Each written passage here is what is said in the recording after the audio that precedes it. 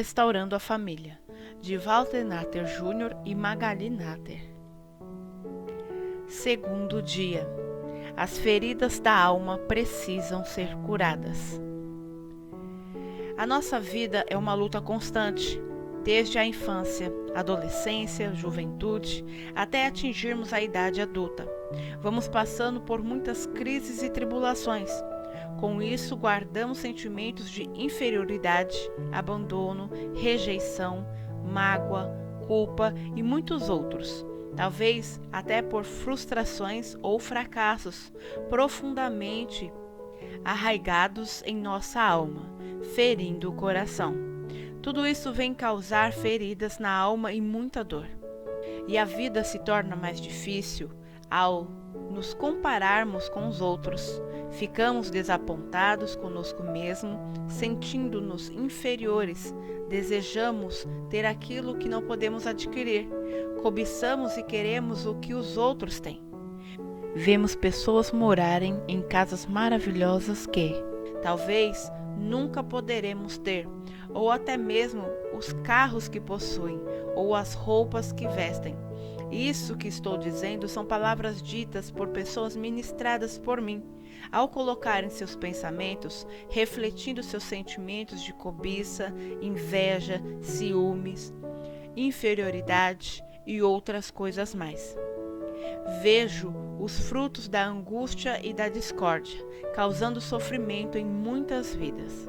Tudo isso causa uma persistente baixa autoestima que resulta em melancolia e amargura, podendo levar alguns ao desespero ou a recorrerem a um comportamento destrutivo.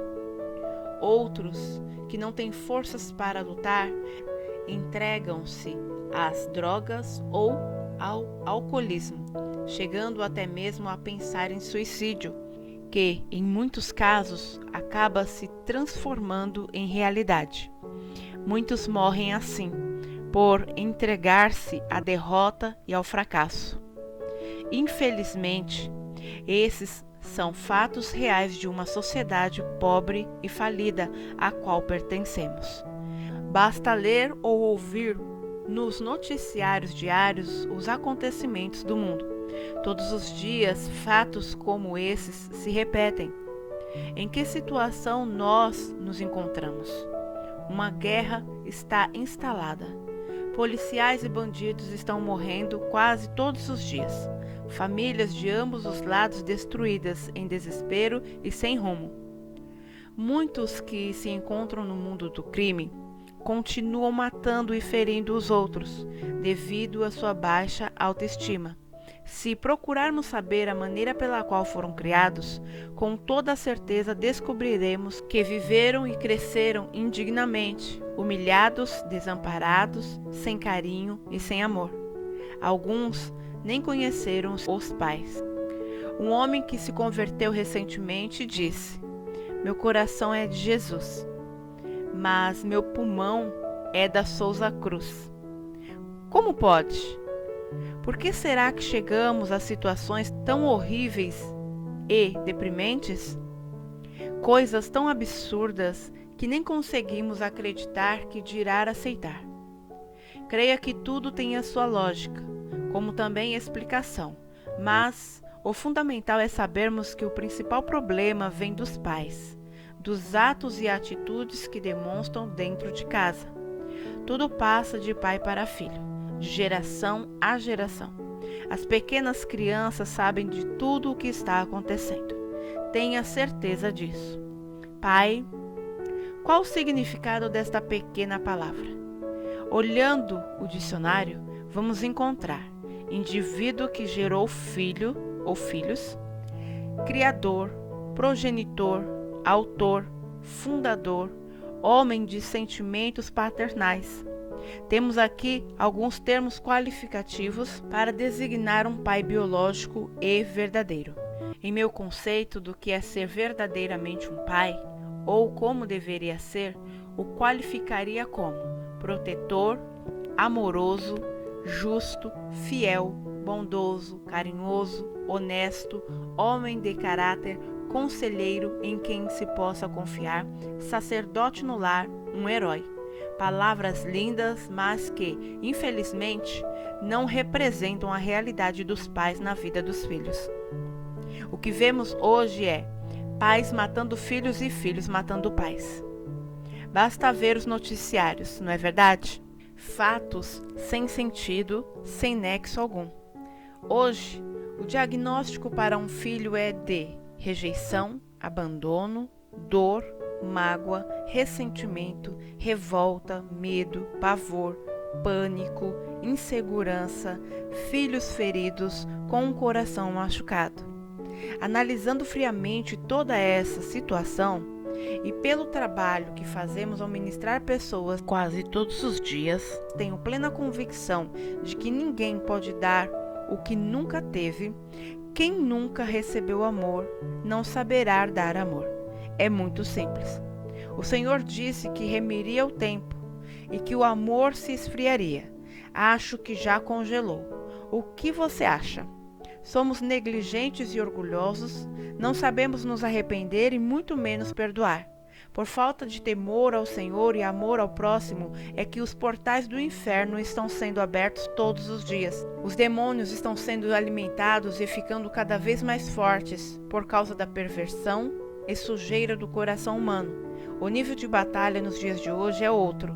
Principados e potestades são fortalecidos todo o tempo por altares que nós mesmos temos levantado, sem pensar nas consequências.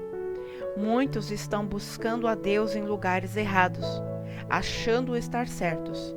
O homem tem se tornado o pior de todos os animais viventes na face da terra. Mas não é somente esse tipo de situação. Às vezes tramamos uns contra os outros com palavras de crítica e acusação, reduzindo-os a nada, querendo mostrar que somos melhores do que eles devido às feridas não saradas da nossa alma. Devo dizer que ninguém é melhor do que ninguém, pois Deus não faz acepção de pessoas. Romanos capítulo 2, versículo 11. Tenho observado uma coisa muito séria em relação a tudo isso que está acontecendo, procurando encontrar a causa, de onde vem o tamanho do complexo de inferioridade. A conclusão cruel e fatal é falta de amor. O amor é a essência que deve reger a vida, mas nem todos são iguais. A maioria das pessoas nunca teve um abraço do próprio pai, porque eles também nunca receberam do seu. Ninguém pode nem saber dar o que não experimentou. Com isso, guardam uma ira incontida, muita dor e mágoa, por feridas profundas de amargura no coração.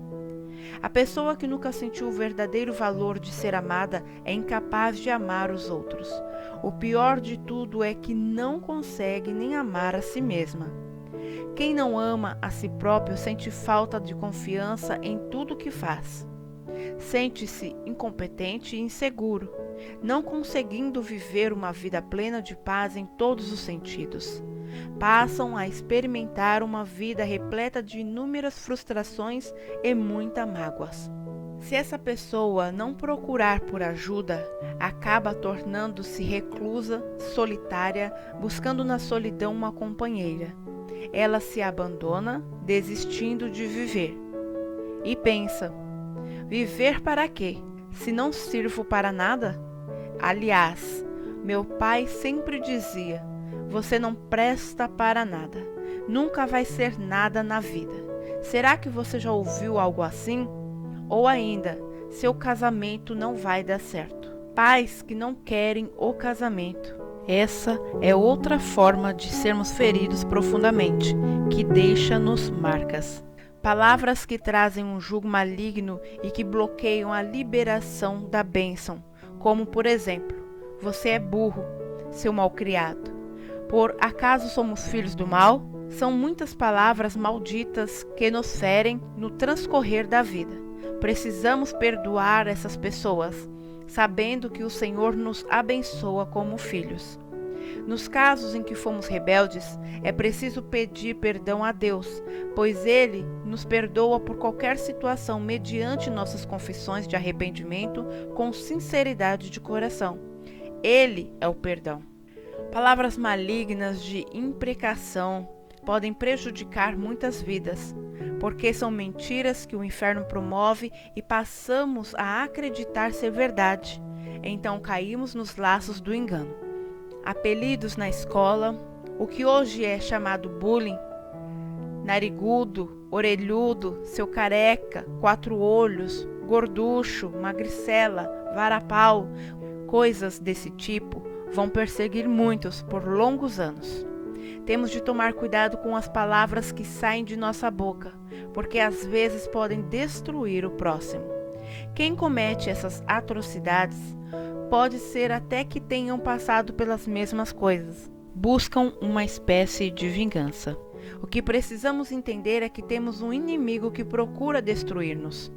Um ser frustrado, sem afeto, sem amor, sem família e que, por falta disso, emana todo o seu ódio para acabar com cada um de nós.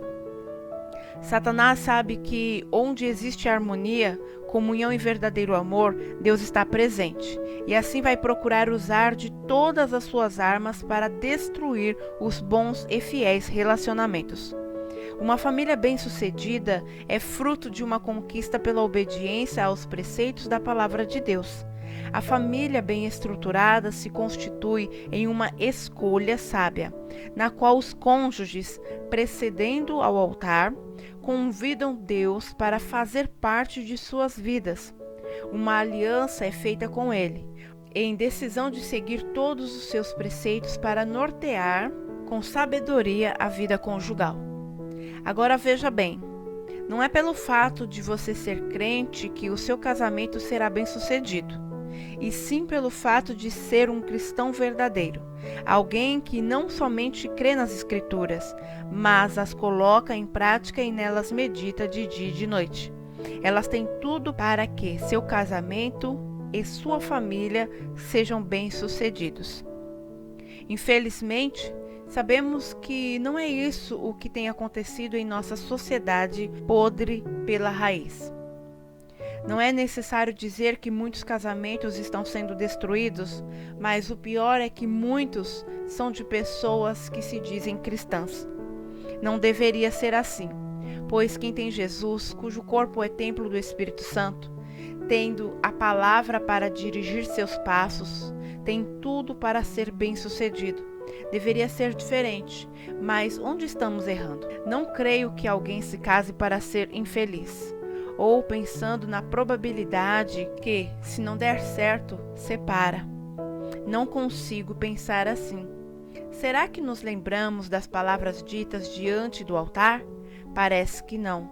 Palavras lançadas ao vento, na saúde ou na doença, na alegria ou na tristeza, na riqueza ou na pobreza, e tantas outras promessas. Não podemos nos esquecer de que foi dito, até que a morte nos separe. Parece que tudo foi em vão.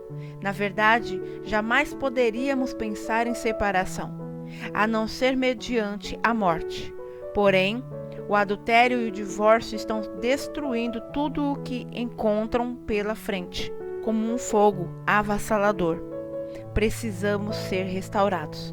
O casamento é a sociedade mais importante na face da terra, composta de marido e mulher, até que venham os filhos, que são as heranças do Senhor.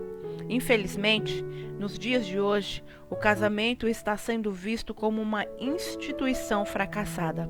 Muitos envolvidos com pornografia acordam de madrugada para acessar sites pornográficos e se masturbar.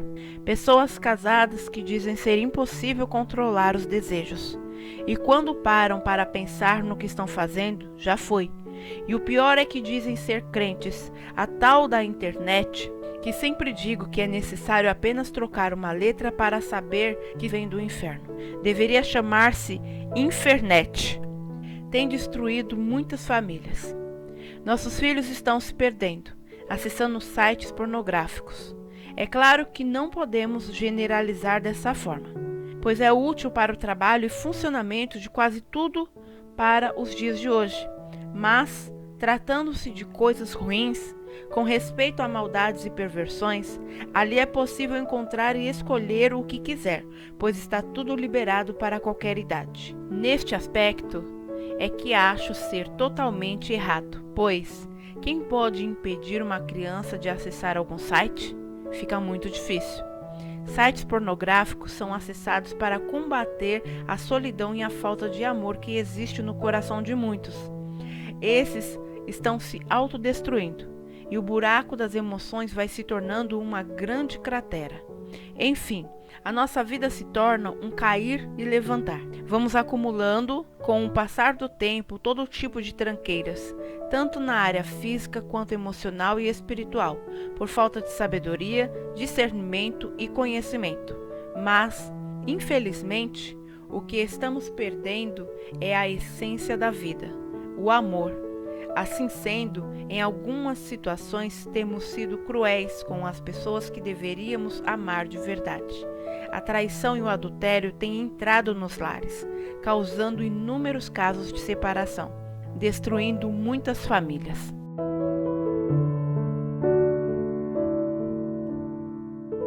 Eu aguardo vocês amanhã para o nosso terceiro dia.